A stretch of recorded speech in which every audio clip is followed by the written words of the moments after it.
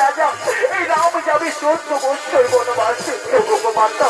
ওগো মাতা তুমি চিন্তা করো না মা, আমি এক্ষুনি ছুটে যাবো মাতা কৌশল্যা মাতা সুমিত্রার কাছ থেকে আশীর্বাদ নিয়ে ভাই লক্ষ্মণ এবং প্রিয়তমা জানকীকে সঙ্গে নিয়ে আমি চলে যাবো 14 বৎসর বনবাসে। মা বিদায় পিতা, বিদায় মাতা, বিদায় ও ছাত্রাবাসী।